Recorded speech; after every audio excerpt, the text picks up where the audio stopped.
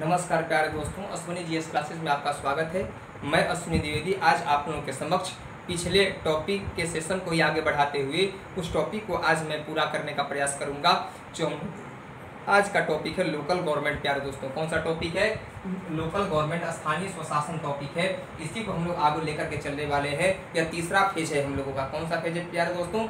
यह थर्ड या fourth phase है हम लोगों का, ठीक है ना। फोर्थ फेज हम लोग लेकर चल रहे हैं लोकल गवर्नमेंट में, ठीक ना। फोर्थ पार्ट मतलब चौथा भाग हम लोग का चल रहा है स्थानीय स्वशासन में। तो हम लोग प्यारे दोस्तों, मैं देखता हूँ यहाँ पर हम जब क्लासिफाइड किए थे चीज़ों को, सबसे पहले पदाधिकारी के बारे में, निर्वाचित सदस्यों के बारे में, लेकिन आज जो हम यहाँ पर चर्चा करने वाले हैं प्यारे दोस्तों, शहरी क्षेत्रों में जो नगर निगम होता है ना, जो आपका शहरी क्षेत्र होता है, शहरी क्षेत्र जो होता है प्यारे दोस्तों, यहाँ पर जो है सो एक नगर आयुक्त होता है, नगर आयुक्त होता है, समझ गए। नगर आयुक्त होता है जिसे सिटी कमिश्नर कहते हैं। क्या बोलते हैं? सिटी कमिश्नर कहा जाता है। नगर निगम में एक शहरी क्षेत्र में, नगर निगम में मतलब क्या, सीधे लिख दें यहाँ पर, शहरी क्षेत्र मतलब नगर निगम में प्यारे दोस्तों, नगर निगम में एक पदाधिकारी होता है। इस पदाधिकारी को नगर आयुक्त कहते हैं। यह आईएएस रैंक का अधिकारी होता है। आईएएस रैंक का जो है अधिकारी होता है यह, जो राज्य सरकार के द्वारा इसकी नियुक्ति होती है। कौन करता है? राज्य सरकार के द्वारा ही इसकी नियुक्ति होती है। यह अस्थायी कार्यपालिका होता है। क्या होता है प्यारे दोस्तों? अस्थायी कार्यपालिका यह होता है। इसी के निर्देशन में जो है सो कार्यपालिका होता है यह। इसी के निर्देशन में प्यारे दोस्तों, है ना, नगर निगम की कार्यवाही का संचालन किया जाता है। समझ गए। आइए अब हम बात करते हैं एक और महत्वपूर्ण टॉपिक के बारे में प्यारे दोस्तों। ग्राम पंचायत का नाम सुना है आप सबने कभी?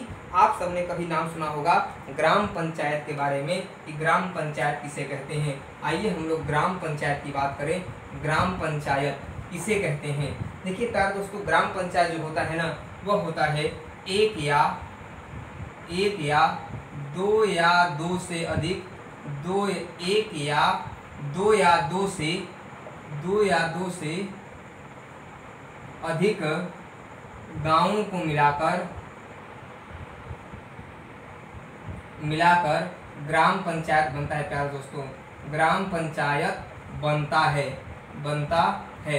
समझ गए। ग्राम पंचायत किसे कहते हैं? एक या दो से अधिक गांवों को मिलाकर ग्राम पंचायत बनता है। जबकि ग्राम सभा किसे कहते हैं प्यारे दोस्तों? ग्राम सभा आपने सुना है? ग्राम सभा तो एक ग्राम पंचायत में जितने मतदाता होते हैं, जितने मतदाता होते हैं, उन मतदाताओं को मिलने से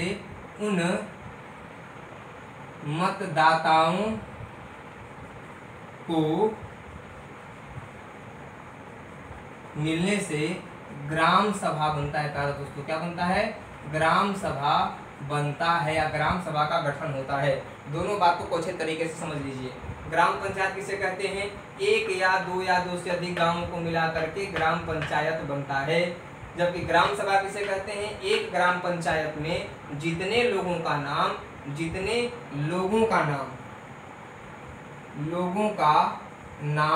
मतदाता सूची में अंकित होता है। मतदाता सूची में अंकित होता है प्यारे दोस्तों। जितने लोगों का नाम मतदाता सूची में अंकित होता है, या जितने भी लोग एक ग्राम पंचायत में जितने मतदाता होते हैं, उन मतदाताओं को मिलने से भी ग्राम सभा का गठन होता है। ये भी आप कर सकते हैं, इस लाइन को नहीं लिख सकते हैं तो ये भी आप स्पष्ट शब्दों में कर सकते हैं। मतलब एक ग्राम पंचायत में जितने लोग मतदाता रहेंगे, उन मतदाताओं को मिलने से ही ग्राम सभा का गठन होता है। ग्राम सभा जो है यह विधायिका के रूप में काम करता है। किस रूप में प्यारे दोस्तों?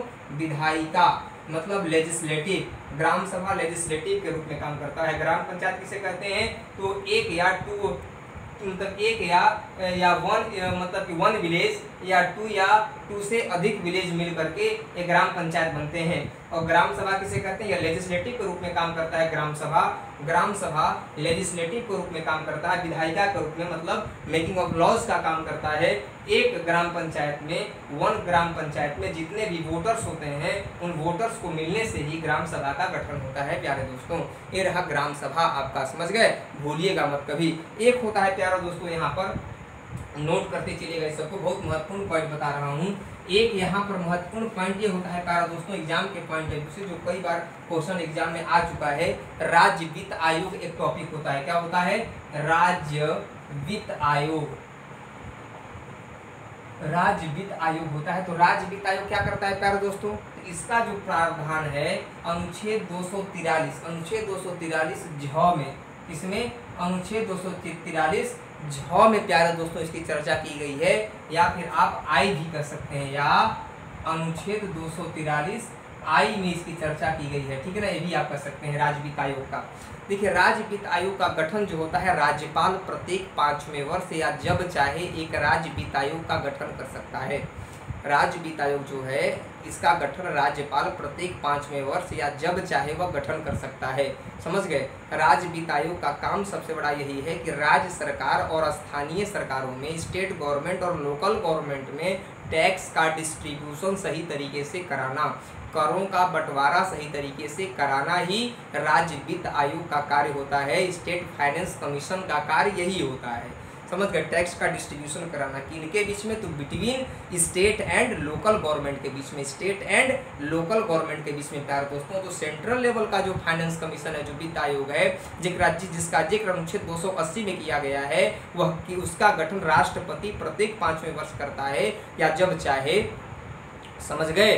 और वह केंद्र सरकार और राज्य सरकार के बीच में, सेंट्रल और स्टेट के बीच में टैक्स का डिस्ट्रीब्यूशन करने का काम करता है प्यारे दोस्तों। समझ गए? तो ये हो गया आपका राज्य वित्त आयोग। समझ गए? एक और महत्वपूर्ण यहाँ पर होता है पंचायतों का लेखा परीक्षक। क्या होता है? पंचायतों का लेखा परीक्षक। पंचायतों का लेखा परीक्षक भी बहुत ही महत्वपूर्ण पॉइंट माना जाता है मेरे दोस्तों। इसे जो कहा जाता है आपका जो है सो पंचायतों का लेखा परीक्षक जो होता है ना, पंचायतों का लेखा परीक्षक, इसका डिस्क्राइब इंडियन कॉन्स्टिट्यूशन में कहाँ तक किया गया? अनुच्छेद 243 के इया में किया गया है। इया कह सकते हैं या फिर आप जे कह सकते हैं प्यारे दोस्तों। क्या कह सकते हैं? या 243 जे कह सकते हैं ना, जे में चर्चा किया गया है, इंग्लिश में कह सकते हैं आप। इसे क्या कहते हैं? Audit of accounts of panchayat. Audits of accounts of panchayat कहा जाता है इसे। Audits of accounts of panchayat इसे कहा जाता है, पंचायतों का लेखा परीक्षक को। जैसे लोक लेखा नियंत्रक एवं महालेखा परीक्षक होता है ना केंद्र में, जो लेखाओं का जांच करता है, केंद्र सरकार का, राज्य सरकार का, केंद्र शासित प्रदेश के लेखाओं का, है ना। लेकिन स्थानीय सरकार की लेखाओं का जांच कैग तो नहीं करता ना, ये स्थानीय सरकार की लेखाओं की जांच करने के लिए एक पंचायतों का लेखा परीक्षक होता है, जिसे इंग्लिश में कहते हैं audit of accounts of panchayat कहा जाता है इसे प्यारे दोस्तों। समझ गए? भूलिएगा मत कभी। राज्य का विधानमंडल विधि द्वारा इसका उपबंध करता है। लेखाओं के ऑडिट के लिए, लेखाओं के ऑडिट करने के लिए जो राज्य का विधानमंडल होता है वह विधि द्वारा, कानून द्वारा, जो कानून बनाएगा उसके अकॉर्डिंग कार्य का संचालन किया जाता है प्यारे दोस्तों। एक होता है राज्य निर्वाचन आयोग संस्था। राज्य निर्वाचन आयोग, निर्वाचन आयोग प्यारे दोस्तों, एक भी क्वेश्चन एग्जाम में छूट नहीं सकता है, इसकी मैं गारंटी देता हूँ। बखूबी एकदम अच्छे तरीके से आप याद कर लीजिए, सारा पॉइंट बता रहा हूँ आपको। राज्य निर्वाचन आयोग जो स्टेट का इलेक्शन कमीशन होता है प्यारे दोस्तों, इसका डिस्क्राइब इंडियन कॉन्स्टिट्यूशन के आर्टिकल 243 के टॉ में किया गया है। टॉ में या 200 या 243 के कह सकते हैं प्यारे दोस्तों आप, के में, आर्टिकल 243 के टॉ में किया गया या फिर 243 के में राज्य निर्वाचन आयोग का जिक्र किया गया, स्टेट इलेक्शन कमीशन का जिक्र किया गया प्यारे दोस्तों। इसकी नियुक्ति, इसके अध्यक्ष की नियुक्ति राज्यपाल करता है। राज्य निर्वाचन आयुक्त की नियुक्ति राज्यपाल करता है प्यारे दोस्तों, गवर्नर अपॉइंट करता है। समझ गए? यह आयोग स्थानीय स्तर का चुनाव कराता है। स्थानीय स्तर का चुनाव कौन कराता है? तो राज्य निर्वाचन आयोग कराता है प्यारे दोस्तों, इस बात को मत भूलिएगा। महिलाओं का एक पूछता है कि महिलाओं को जो है सो प्यारे दोस्तों यहाँ पर आरक्षण दिया गया है, कितना प्रतिशत? तो 1/3 सीटें आरक्षित की गई हैं, या 33% भी आप कर सकते हो, 33% या 1/3। लेकिन किसी किसी राज्यों में महिलाओं का आरक्षण 50% है। महिलाओं का आरक्षण किसी किसी राज्यों में 50% भी है प्यारे दोस्तों। लेकिन किन किन राज्यों में 50% है महिलाओं का आरक्षण? तो बिहार में है। कहाँ पर है? बिहार में है, उत्तराखंड में है प्यारे दोस्तों, उत्तराखंड में भी 50% है, MP में है, MP में भी 50% है और हिमाचल प्रदेश में भी 50% है। हिमाचल प्रदेश में भी 50% है प्यारे दोस्तों। समझ गए, एक पॉइंट जरूर याद रखिएगा, कई बार क्वेश्चन पे महिलाओं का आरक्षण इन राज्यों में 50%, बाकी राज्यों में 1/3 या 33% महिलाओं के लिए आरक्षण है प्यारे दोस्तों।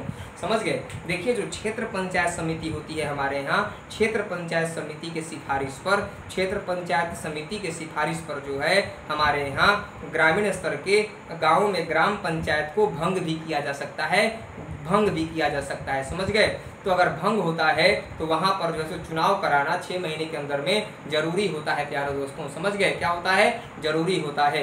हमारे यहाँ ग्राम पंचायत का सदस्य बनने के लिए 21 वर्ष की आयु पूरी होनी चाहिए। कितनी आयु पूरी होनी चाहिए प्यारे दोस्तों? 21 वर्ष की आयु पूरी होनी चाहिए, आप सदस्य बन सकते हैं। 21 वर्ष की आयु पूरी होनी चाहिए, आप सदस्य बन सकते हैं प्यारे दोस्तों। समझ गए। ये बहुत ही महत्वपूर्ण पॉइंट मैंने आपको बता दिया जो एग्जाम के पॉइंट ऑफ व्यू से स्थानीय स्वशासन से संबंधित थे। तो मैं आशा करता हूं कि आप इस सब पॉइंट को नोट कर लीजिएगा अपने कॉपी में, ठीक है ना। तो आज के सेशन को हम यहीं पे समाप्त करते हैं प्यारे दोस्तों। वीडियो आपको कैसा लगा, लाइक सब्सक्राइब शेयर जरूर कीजिएगा और कमेंट बॉक्स में जरूर बताइएगा कि यह वीडियो आपको कैसा लगा। आपके जिस एग्जाम की आप तैयारी कर रहे हैं उस एग्जाम के लिए यह वीडियो कितना यूजफुल और कारगर रहा प्यारे दोस्तों, इसे भी आप कमेंट बॉक्स में जरूर लिखिएगा। तो आज के लिए मैं बस इतना ही करता हूँ। जय हिंद।